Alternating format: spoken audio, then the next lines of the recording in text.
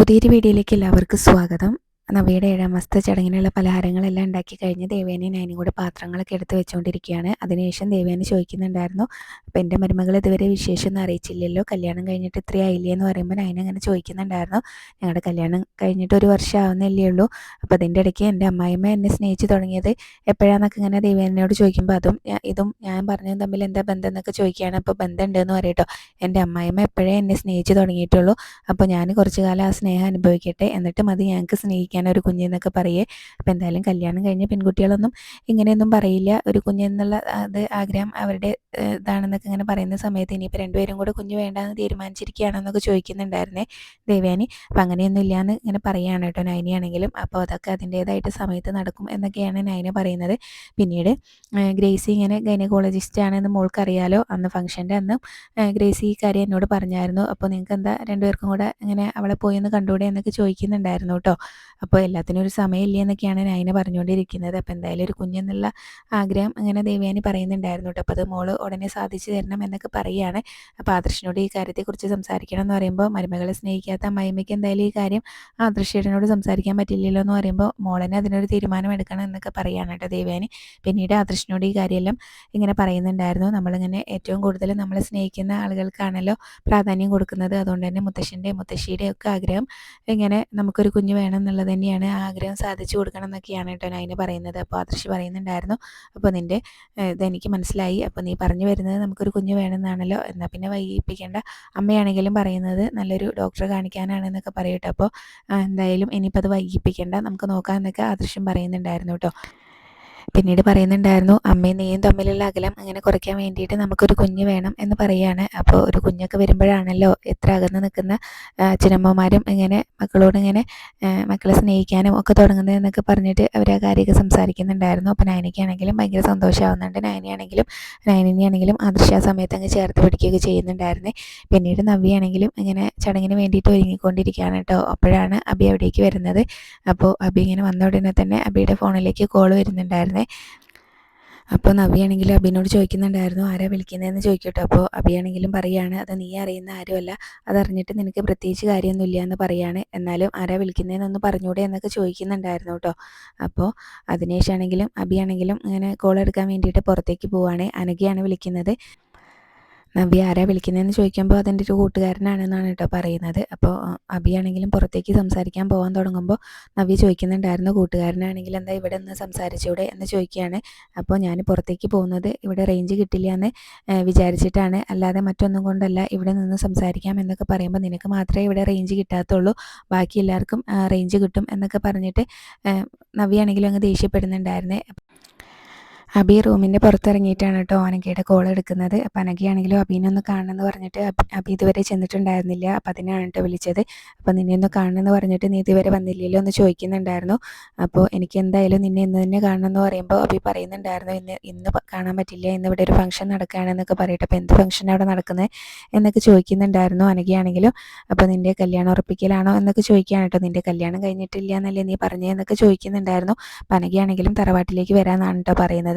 അനന്തപുരി തറവാട് എനിക്ക് എന്തായാലും അറിയാം, ഇനിയിപ്പോൾ എനിക്ക് വഴി തെറ്റിയാലും ആരോടെങ്കിലും ചോദിച്ചാലും അത് കറക്റ്റായിട്ട് പറഞ്ഞു തരും എന്നൊക്കെ പറയുകയാണ്. അപ്പോൾ ഞാനും കുഞ്ഞും അങ്ങോട്ട് വന്നോളാം, എനിക്ക് എന്തായാലും നിന്നെ ഇന്ന് കണ്ടേ പറ്റുള്ളൂ എന്നൊക്കെ പറയുകയാണ് അനഘ. അപ്പോൾ അത് കേൾക്കുമ്പോൾ അബിക്ക് ആകെ ടെൻഷനാവുന്നുണ്ട്. അപ്പോൾ അബി പറയുന്നുണ്ടായിരുന്നു, എന്തായാലും നീ ഇങ്ങോട്ട് വരണ്ട, ഞാൻ ഇവിടുന്ന് എന്തെങ്കിലുമൊക്കെ പറഞ്ഞിട്ട് നിൻ്റെ അടുത്തേക്ക് വന്നോളാം എന്ന് പറയുകയാണ് കേട്ടോ. എന്നിട്ടാണ് കോള് കട്ട് ചെയ്യുന്നത്. അനഘ അനന്തപുരിയിലേക്ക് വരുമെന്ന് പറഞ്ഞപ്പോൾ തന്നെ അബിക്ക് ആകെ ടെൻഷനായിട്ടുണ്ട്. അപ്പോൾ അതുകൊണ്ട് എന്തെങ്കിലുമൊക്കെ കള്ളം പറഞ്ഞിട്ട് അബി അവിടെ നിന്ന് മുങ്ങാനുള്ള സാധ്യതയുണ്ട്. അതിനുശേഷം പിന്നീട് നേരെ നവ്യയുടെ അടുത്തേക്ക് ചെല്ലുകയാണ് കേട്ടോ. അപ്പോൾ നവ്യയുടെ അടുത്ത് ചെന്നിട്ടാണെങ്കിൽ എനിക്കൊന്ന് പുറത്ത് പോകണമെന്ന് പറയുകയാണ്. അപ്പോൾ നീ എന്തിനാ ഇപ്പോൾ പുറത്ത് പോകുന്നതെന്ന് ചോദിക്കുന്ന സമയത്താണെങ്കിലും അബി പറയുന്നത്, അപ്പോൾ നിനക്ക് മുല്ലപ്പൂ വാങ്ങിക്കാൻ വേണ്ടിയിട്ടാണ് എന്നൊക്കെയാണ് കേട്ടോ പറയുന്നത്. പിന്നെ ഒന്ന് ക്ഷേത്രത്തിൽ കയറിയാൽ വേണം, എൻ്റെ ഭാര്യയ്ക്ക് സുഖപ്രസവം നടക്കാൻ വേണ്ടിയിട്ട് നന്നായിട്ടൊന്ന് പ്രാർത്ഥിക്കണം എന്നൊക്കെ പറഞ്ഞ് കള്ളം പറഞ്ഞ് അവിടുന്ന് മുങ്ങാനുള്ള പരിപാടിയാണ് കേട്ടോ. അപ്പോൾ അത് പറയുന്ന സമയത്ത് നവ്യാണെങ്കിലും കളിയാക്കുന്നുണ്ടായിരുന്നു. അങ്ങനെ എന്തായാലും നീ പ്രാർത്ഥിക്കാൻ പോകുന്നില്ല, പ്രസവത്തോടെ അമ്മയും കുഞ്ഞും മരിക്കണം എന്നായിരിക്കും നീ പ്രാർത്ഥിക്കുക എന്നൊക്കെ പറയുന്നുണ്ടായിരുന്നു കേട്ടോ. അപ്പോൾ അബിയാണെങ്കിലും ഞെട്ടിലോടുകൂടി ഇങ്ങനെ മനസ്സിലോർക്കുന്നുണ്ടായിരുന്നു, ഇവളെത്ര കറക്റ്റായിട്ട് ആ കാര്യങ്ങൾ മനസ്സിലാക്കിയെന്ന് കേട്ടോ. അപ്പം നീ ഞെട്ടൊന്നും വേണ്ട, ഞാൻ പറഞ്ഞത് തന്നെയാണ് സത്യം എന്ന് പറയാണ്. അബിയാണെങ്കിലും പിന്നീട് പറയുന്നുണ്ടായിരുന്നു, ഇന്നിവിടെ ഒരു പാർട്ടി നടക്കുന്നുണ്ടെന്ന് അറിഞ്ഞപ്പോൾ തന്നെ ഫ്രണ്ട്സ് പറഞ്ഞിട്ടുണ്ടായിരുന്നു മദ്യം ഒഴുക്കണം എന്നുള്ളത്. അപ്പോൾ അതുകൊണ്ട് അവർക്ക് പുറത്ത് വെച്ച് പാർട്ടി കൊടുക്കാൻ പോവാണോ എന്നൊക്കെ ചോദിച്ചിട്ട് നവ്യയാണെങ്കിലും നന്നായിട്ട് ദേഷ്യപ്പെടുന്നുണ്ടായിരുന്നു കേട്ടോ. അപ്പോൾ നീയും നന്നായിട്ട് മദ്യപിക്കുമല്ലോ എന്ന് പറയുന്നുണ്ടായിരുന്നു. നീ എന്നാടാ മദ്യം കഴിക്കാതെ ഇങ്ങോട്ട് വരാറുള്ളത്? അപ്പോൾ ഇങ്ങനെ മദ്യം കഴിച്ച് ലെക്ക് കെട്ട് എല്ലാവരും ഇങ്ങനെ ഉറങ്ങിക്കഴിഞ്ഞ ശേഷമല്ലേ നീ വരാറുള്ളൂ. അപ്പോൾ മുത്തശ്ശനാണെങ്കിലും ഇങ്ങനെ ഈ വീട്ടിലെ ആണുങ്ങളെല്ലാം 10 മണിക്ക് മുൻപേ വീട്ടിൽ കയറണമെന്നായിരുന്നു, ഇപ്പോൾ അതൊക്കെ മാറി എന്നൊക്കെ ഇങ്ങനെ പറഞ്ഞിട്ട് നവ്യയാണെങ്കിലും പറയുന്നുണ്ടായിരുന്നു. അപ്പോൾ ഞാനിപ്പോൾ അടുത്ത കാലത്ത് എങ്ങാനും മദ്യം കഴിച്ച് നീ കണ്ടിട്ടുണ്ടോ എന്ന് അഭി ചോദിക്കുകയാണ് കേട്ടോ. അപ്പോൾ നീ 2 ദിവസം മുന്നേ മദ്യം കഴിച്ചിട്ട് തന്നെയല്ലേ ഇങ്ങോട്ട് വന്നത്, ലേക്ക് കേട്ടുകൊണ്ട് തന്നെയല്ലേ ഇങ്ങോട്ട് വന്നത്. അങ്ങനെ മണമില്ലാത്ത മദ്യമാണെങ്കിലും നീ ഇങ്ങനെ മദ്യം കഴിച്ചിട്ടുണ്ടെങ്കിൽ അതിൻ്റെ എല്ലാ ചേഷ്ടകളും കാണിക്കാറുണ്ട് എന്ന് പറയുകയാണ് കേട്ടോ. പിന്നീട് ഇങ്ങനെ പറയുന്നുണ്ടായിരുന്നു, പാർട്ടിയൊക്കെ നടക്കുന്ന സമയത്ത് ആദർശേട്ടനാണെങ്കിലും ഇങ്ങനെ കഴിക്കാറൊക്കെ ഉണ്ട് എന്ന് പറയുമ്പോൾ അത് ഞാൻ വിശ്വസിക്കില്ല. എന്തായാലും ഇങ്ങനെ പാർട്ടിയൊക്കെ കൊടുക്കുന്നുണ്ടെങ്കിലും ആദർശേട്ടൻ കഴിക്കില്ല, മൂപ്പര് നല്ല ഡീസൻ്റ് ആണെന്നൊക്കെ ഇങ്ങനെ പറയുന്നുണ്ടായിരുന്നു കേട്ടോ. നവ്യാണെങ്കിലും ചിലപ്പോൾ വലിയ വലിയ പാർട്ടിയൊക്കെ നടക്കുന്ന സമയത്ത് കമ്പനി കൊടുക്കേണ്ടി വരും, അപ്പോൾ അതെനിക്ക് മനസ്സിലാക്കാൻ പറ്റും. പക്ഷേ നിൻ്റെ കാര്യം അങ്ങനെയൊന്നുമല്ലല്ലോ, ഏത് സമയത്തും നീ മദ്യം കഴിച്ചുകൊണ്ട് തന്നെയല്ലേ നടക്കുന്നതെന്നൊക്കെ പറഞ്ഞിട്ട് രണ്ടുപേരും കൂടെ വഴക്കിടുന്നുണ്ടായിരുന്നു. ഇനിയിപ്പോൾ ഇതിൻ്റെ പേരിൽ ഒരു വഴക്കൊന്നും വേണ്ട, എനിക്ക് നിനക്ക് കുറച്ച് മുല്ലപ്പൂവെങ്കിലും ഒന്ന് വാങ്ങിച്ചു തരണം എന്നൊക്കെ പറഞ്ഞിട്ട് അബിക്ക് എന്തെങ്കിലും അവിടെ നിന്ന് പറഞ്ഞ് പുറത്തിറങ്ങണമല്ലോ. അപ്പോൾ അത് പറഞ്ഞിട്ട് അവിടെ നിന്ന് അങ്ങ് പോവാണ്. അപ്പോൾ ഒരു 4 മുഴം മുല്ലപ്പൂ വാങ്ങിച്ചിട്ട് വരാമെന്ന് പറയുമ്പോൾ 4 മുഴമൊന്നും വേണ്ട, 1 മുഴം തന്നെ ധാരാളമാണ് എന്നൊക്കെ പറയുകയാണ്. നിനക്ക് അങ്ങനെയെങ്കിലും ഇപ്പോൾ തോന്നിയല്ലോ എന്നൊക്കെ പറഞ്ഞിട്ട് നവ്യാണെങ്കിലും പറയുന്നുണ്ടായിരുന്നു കേട്ടോ. പിന്നീട് എന്തായാലും അബിയാണെങ്കിലും അങ്ങനെ ഒരു കള്ളം പറഞ്ഞ് അവിടെ നിന്ന് അങ്ങ് പോവാണ്. അപ്പോൾ നവ്യയ്ക്കാണെങ്കിലും ചെറിയ എന്തൊക്കെയോ സംശയങ്ങളൊക്കെ ഉണ്ട് കേട്ടോ. പിന്നീട് ദേവയാനിയാണെങ്കിലും പലഹാരങ്ങളെല്ലാം പെട്ടിയിൽ ഇങ്ങനെ എടുത്ത് വെച്ചുകൊണ്ടിരിക്കുകയാണ് കേട്ടോ.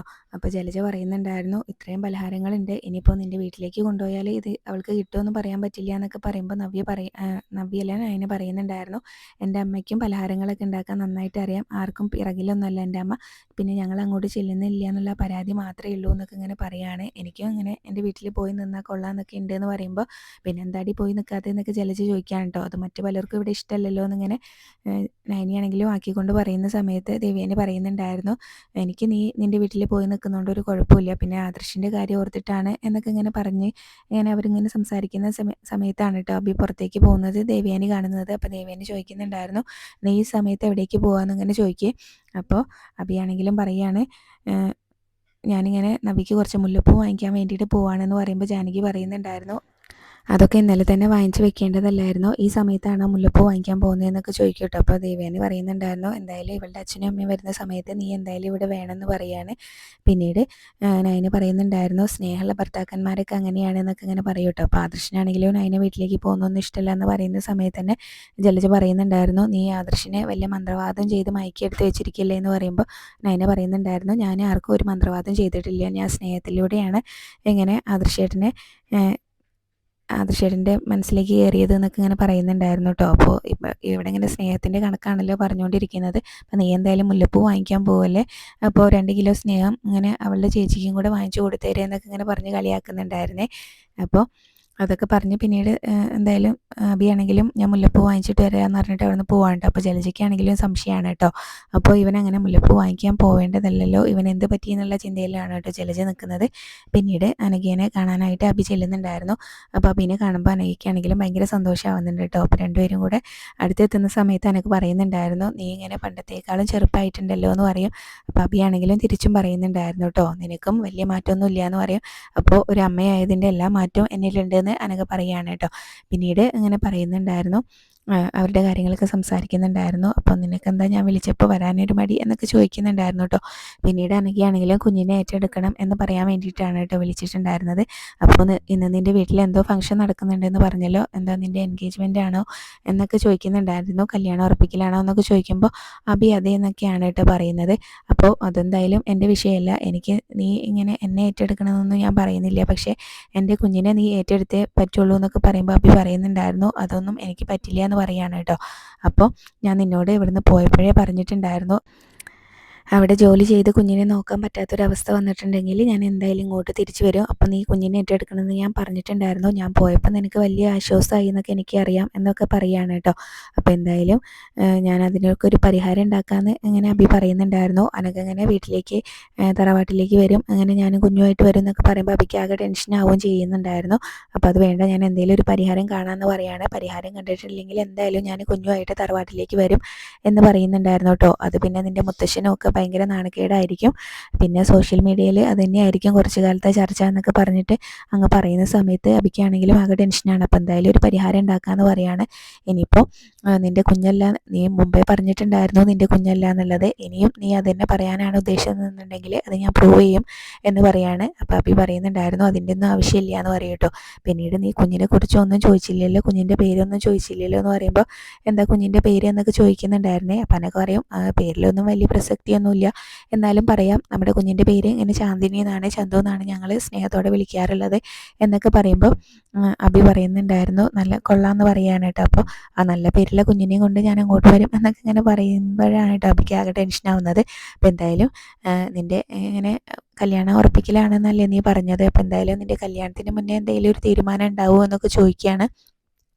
പിന്നീട് ഇപ്പം നിനക്ക് ഞാൻ എന്തെങ്കിലും ഒരു ജോലി ആക്കി തരാം, നിനക്കിപ്പോൾ എന്താ അവിടെ ജോലി ചെയ്യാൻ പറ്റാത്ത അവസ്ഥ എന്നൊക്കെ ചോദിക്കുമ്പോൾ അത് ഇനിയിപ്പോൾ ഞാൻ എന്തായാലും നിന്നോട് പറയാം, ഇനിയിപ്പോൾ നിന്നോട് മറിച്ച് വെച്ചിട്ട് കാര്യമൊന്നുമില്ലല്ലോ, എന്തായാലും നമുക്ക് കുറച്ച് നേരം ഇരുന്നിട്ട് സംസാരിക്കാം, അതൊക്കെ കഴിഞ്ഞിട്ട് നീ അങ്ങോട്ട് പോയാൽ മതി എന്ന് പറയാണ് കേട്ടോ. അപ്പോൾ നിന്നെ അത് പറ്റില്ല, എനിക്ക് പെട്ടെന്ന് പോകണമെന്ന് അബി പറയുന്നുണ്ടായിരുന്നു. അപ്പോൾ അതെന്തായാലും പറ്റില്ല, എൻ്റെ കാര്യങ്ങളെല്ലാം എനിക്ക് പറയാനുള്ളതെല്ലാം കേട്ടിട്ട് നീ അങ്ങോട്ട് പോയാൽ മതി, അപ്പോൾ ബാക്കിയുള്ളവർ നിനക്ക് വേണ്ടിയിട്ട് അങ്ങ് കാത്ത് നിൽക്കട്ടെ എന്നിങ്ങനെ പറയുമ്പോൾ അബി ആകെ ടെൻഷനോടെ നിൽക്കുന്നത് കാണിച്ചുകൊണ്ട് ഇന്നത്തെ എപ്പിസോഡ് അവസാനിച്ചിട്ടുള്ളത്.